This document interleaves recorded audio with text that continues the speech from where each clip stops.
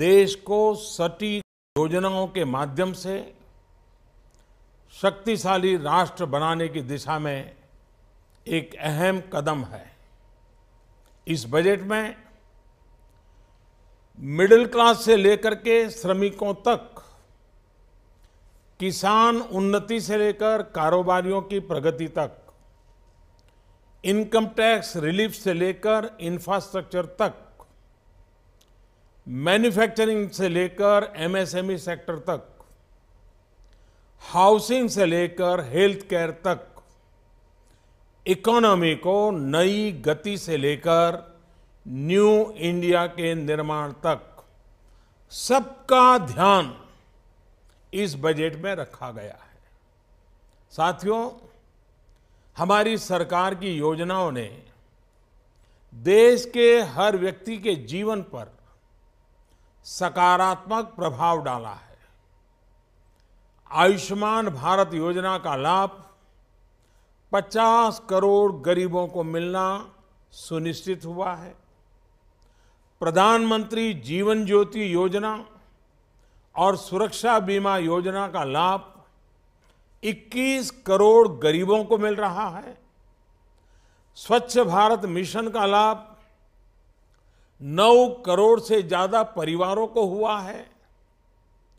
उज्ज्वला योजना के तहत 6 करोड़ से ज्यादा परिवारों को मुफ्त गैस कनेक्शन मिला है। प्रधानमंत्री आवास योजना की वजह से 1.5 करोड़ परिवारों को उनके अपने पक्के घर मिले हैं। अब इस बजट में 12 करोड़ से ज्यादा किसानों को, 3 करोड़ से ज्यादा मध्यम वर्ग के टैक्स पेयर परिवारों को और 30-40 करोड़ श्रमिकों को सीधा लाभ मिलना तय हुआ है। साथियों, सरकार के प्रयासों से आज देश में गरीबी रिकॉर्ड गति से कम हो रही है। लाखों करोड़ों लोग गरीबी को परास्त करके नियो मिडिल क्लास में प्रवेश कर रहे हैं। देश का ये बहुत बड़ा वर्ग आज अपने सपने साकार करने में और साथ साथ देश के विकास को गति देने में जुटा हुआ है। ऐसे समय में इस बढ़ते मिडिल क्लास की आशा आकांक्षाओं को, कुछ कर दिखाने के जज्बे को हौसला मिले, उसको सपोर्ट मिले, इसके लिए सरकार ने अपनी प्रतिबद्धता दिखाई है। मैं देश के middle class, salaried middle class को इनकम टैक्स दरों में मिली छूट के लिए बहुत बहुत बधाई देता हूं। ये मध्यम वर्ग और उच्च मध्यम वर्ग की उदारता ही है, उनकी ईमानदारी ही है, कानून को मानकर चलने की उनकी प्रतिबद्धता ही है, जिसकी वजह से देश को टैक्स मिलता है, देश की योजनाएं बनती हैं, गरीब का कल्याण होता है। बरसों से ये मांग रही है कि 5 लाख रुपए तक की आय को इनकम टैक्स से मुक्त घोषित किया जाए। इतने वर्षों से की जा रही इस मांग को पूरा करने का काम हमारी सरकार ने किया है। साथियों, किसानों के लिए समय समय पर अलग अलग योजनाएं अलग अलग सरकारों ने बनाई हैं, लेकिन ऊपरी सतह के 2-3 करोड़ किसानों से ज्यादा किसान इन योजनाओं के दायरे में आए ही नहीं। अब प्रधानमंत्री किसान सम्मान निधि, यानी जिसे पीएम किसान योजना कहा जा रहा है, उसका लाभ 12 करोड़ से ज्यादा उन किसानों को मिलेगा जिनके पास 5 एकड़ से या 5 एकड़ से कम भूमि है। एक प्रकार से आजादी के बाद देश के इतिहास में किसानों के लिए बनी ये सबसे बड़ी योजना है। हमारी सरकार किसानों के लिए एक के बाद एक ठोस कदम उठा रही है। पशुपालन, गौ संवर्धन, मछली पालन जैसे ग्रामीण जीवन और कृषि जीवन से जुड़े अहम क्षेत्रों का भी इस बजट में विशेष ध्यान रखा गया है। राष्ट्रीय कामधेनु आयोग और मछली पालन का अलग डिपार्टमेंट करोड़ों किसानों को अपनी आजीविका बढ़ाने में मदद करेगा, मछुआरों की मदद करेगा। हमारा ये पूरा प्रयास है कि किसान को सशक्त करके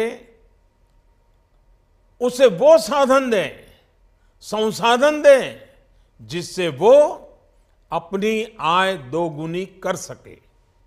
आज के निर्णयों से इस मिशन को और तेजी मिलेगी। साथियों, आज भारत में अनेक क्षेत्रों में विकास हो रहा है। नए नए प्रकार के क्षेत्रों में, नए नए विस्तारों में, नए नए प्रकार की योजनाओं में प्रगति हो रही है और इन क्षेत्रों में काम करने वाले लोगों की संख्या भी निरंतर बढ़ती जा रही है। लेकिन असंगठित क्षेत्र के श्रमिकों, मजदूरों, अनऑर्गेनाइज्ड लेबर, जिसमें घर काम करने वाले लोग हों या खेतहर मजदूर हो या ठेले चलाने वाले लोग हो, ऐसे समाज का एक बहुत बड़ा तबका है। मेरे भाइयों बहनों, इन मेरे बंधुओं की चिंता कभी नहीं की गई। उन्हें उनके नसीब पर छोड़ दिया गया। हमारे देश में इनकी संख्या, अनऑर्गेनाइज्ड लेबर की संख्या करीब करीब 40-42 करोड़ है। उनके लिए प्रधानमंत्री श्रम योगी मानधन योजना उनके जीवन के उत्तरार्ध 60 वर्ष की आयु के बाद की जिंदगी के लिए बहुत बड़ा संबल होगी। उन्हें आयुष्मान भारत योजना, प्रधानमंत्री जीवन ज्योति योजना, प्रधानमंत्री सुरक्षा बीमा योजना, प्रधानमंत्री आवास योजना जैसी अनेक योजनाओं का लाभ तो मिलेगा ही, बुढ़ापे में रोजमर्रा की जिंदगी गुजारने के लिए पेंशन भी मिला करेगा। भाइयों और बहनों, हमारी सरकार देश के हर उस नागरिक को विकास की मुख्य धारा से जोड़ने का प्रयास कर रही है जो अब भी कुछ कारणों से विकास का पूरा लाभ नहीं ले पाए हैं। समाज की आखिरी पंक्ति में खड़े व्यक्ति तक पहुंचने के इस प्रयास में सरकार ने गुमंतु समुदायों जैसे मदारी हैं, सपेरा हैं, बंजारा है, गाड़िया लुहार है आदि के लिए एक वेलफेयर बोर्ड बनाने का भी फैसला किया है। मुझे उम्मीद है कि सही पहचान होने के बाद सरकार के विकास कार्यों का लाभ इन समुदायों को और तेजी से मिलेगा। साथियों, व्यापारी वर्ग के लिए, ट्रेडर्स के लिए कोई मंत्रालय हो, उस विचार से एक नई व्यवस्था का विकसित करने की दिशा में हम आगे बढ़े हैं। देश के व्यापारी वर्ग, ट्रेडर्स और अनेक कर्मचारियों की आवश्यकताओं को समझते हुए उनकी जरूरतों को पूरा करने के लिए डीआईपीपी को रिस्ट्रक्चर करके उसे विशेष जिम्मेदारी दी गई है।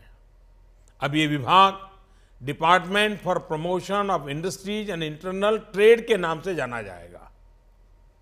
मुझे प्रसन्नता है कि अगले दशक के अंत तक की आवश्यकताओं को और लक्ष्यों को ध्यान में रखते हुए भी इस बजट में योजनाओं को समाहित किया गया है। ये बजट गरीब को शक्ति देगा, किसान को मजबूती देगा, श्रमिकों को सम्मान देगा, मिडिल क्लास के सपनों को साकार करेगा, ईमानदार टैक्स पेयर का गौरवगान करेगा, ट्रेडर्स को सशक्त करेगा, इंफ्रास्ट्रक्चर निर्माण को गति देगा, अर्थव्यवस्था को नया बल देगा, देश का विश्वास मजबूत करेगा। ये बजट न्यू इंडिया के लक्ष्यों की प्राप्ति में देश के 130 करोड़ लोगों को नई ऊर्जा देगा। ये बजट सर्वव्यापी, सर्वस्पर्शी, सर्वसमावेशी है, सर्वोत्कर्ष को समर्पित है। मैं एक बार फिर हमारे मित्र अरुण जी को और पीयूष जी को और उनकी टीम को इस उत्तम बजट के लिए बहुत बहुत बधाई देता हूं। धन्यवाद।